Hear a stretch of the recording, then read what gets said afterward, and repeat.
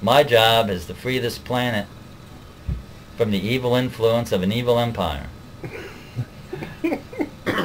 It's funny you said it like that because I always think of them as just the typical like comic book villain. They are low-level rank black magicians, in my opinion.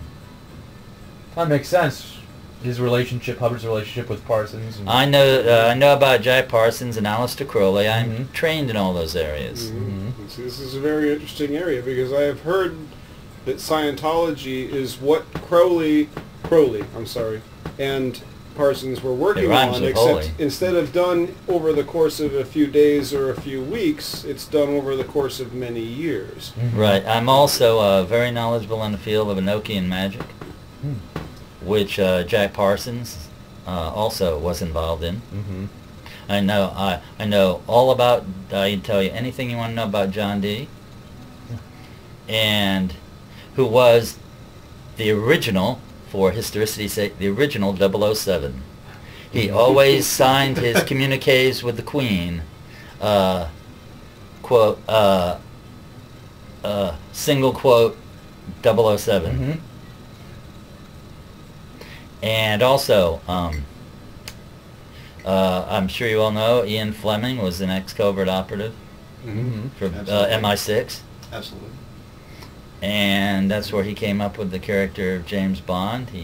And of course, many people in the company know about magic and know about John Dee. And there is kind of like the occult Reich, you know, in the intelligence community. Well, so...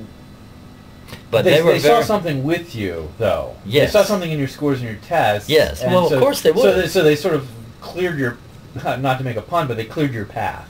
Yes, basically. They did. Oh, and I'm so much the better for it now. And so they cleared your path to a level where they could give you a certain job assignment? Do you think that's what it was? So they could put you in a certain position? And use yes. Yes. Well, yeah, I think John cleared me. Okay. Yeah, because... I realized that I was mocking up my reactive mind, and it had screwed up my whole life. You know, and then they all bowed to me. How fortunate. What a heck of a revelation. Yes, I mean, amazing. Imagine that. Exactly. But yeah, I think that's probably a good supposition. Were you suspicious of these people? Like these Absolutely. Are you kidding me? Oh, we love you. You're wonderful. You're great. Here's a job. I thought, you're a loony. Come back here and butt your bloody legs off.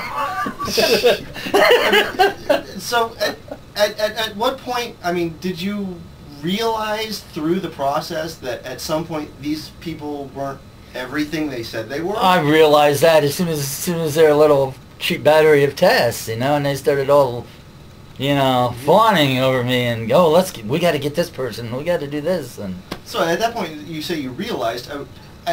What made you continue? I was curious, and they offered me money. I'm the kind of guy that's used to working for money. Okay, means you give me money, and you tell me what I got to do.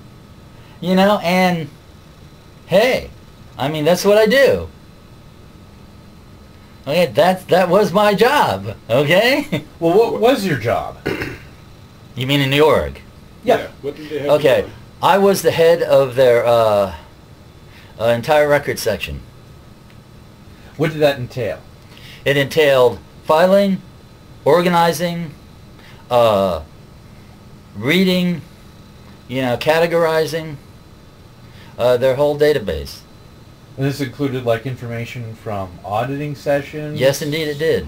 And policies and just any sort of information that came through. Pretty much. But also, and I mentioned it first, but most importantly, information from auditing sessions. Yes. Everything that someone says in an audit is recorded and it's filed away and kept? Yes, I'm very familiar with the e-meter transcripts and...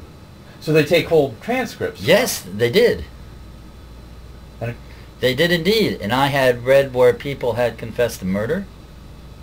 Did they say why they needed to record these? I mean, just to use a parallel, they often say, well, these auditings are a lot like the Catholic They said it was. They said it was. There are no recordings. It was to remove all engrams. They said keeping the records, remove the engrams. Yes, that's what they told. They like kept the engrams away because you kept the record of it. Right. Okay. I'm remembering some of the terminology that they used now. Now, were you ever called upon to go back into somebody else's record and pull something out for maybe your higher-ups or something? Yes, sure. I was. Did they explain to you for what purpose? No. That wasn't your concern, right? Right. Right. But in my previous life, I'm familiar with need-to-know protocol. Okay. So it was a job, Mm-hmm. And you said people confess to things like murder. Yeah. And these are murders probably that weren't caught by the law. That is my belief, yes. But, okay, it's your belief that these were people confessing to murders that they were on the they were taught. Before. They were taught, and they were told that in the Scientology way, that confession is good for the soul. You can't become a Thetan, You can't become a truly clear, evolved being. Do you think anybody in Scientology, and this is a supposition, just based from what you've seen and how you work, right? But even within other religions or actual religions that have a tradition about confession and talking about these things, if someone confesses to a capital crime like something like murder, usually the person who confesses that is encouraged to go, and in fact absolution is withheld until that person will confess to the crime, or if it weighs too much on the conscience of the priest, that priest can actually break the bonds of confession and give information regarding that crime. Do you see any evidence that perhaps they were taking this information out for the public good, or they wanted to know about these things and to basically have a murderer brought to justice? Absolutely never. In fact, their desires were the antithesis. Meaning what? Meaning that it was my impression from what I observed from their behavior that they didn't want this knowledge brought out. They only wanted it to stay among the higher ups. So they just wanted to hold on to the knowledge. Yes. For whatever reason. For whatever retentive purposes.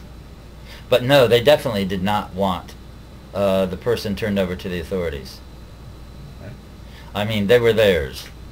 They owned them. They were their property. Oh, it's an interesting way to put it. So they were their assets. Oh, I see what you're saying. So it's sort of like we have this on them. They're under our thumb. We can just keep this manipulate person in, manipulate them, get more money out of them, absolutely. Do whatever. Absolutely. So it's kind of like they had leverage on people. Oh, absolutely. They most certainly did, and they were not afraid to use it either. And did you ever see an example of them using that on somebody? Because I know you were in the records department. You would answer for queries, but did you ever see an end result from those queries? No, that wasn't my job. Right. Okay. No, I can't say as I saw the final result of the queries. Okay. Were you ever tempted to ask, or because of your training, it was like, well, this is my job.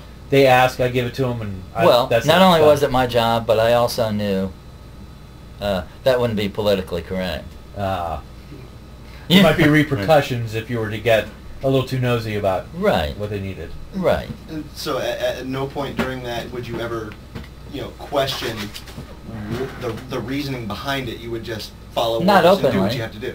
Right. Not openly. Well, when you say not openly, does that mean that... I mean, in my mind, I knew it was all bullshit. Okay. But I wasn't there to be a judge. I was there to try to make some money.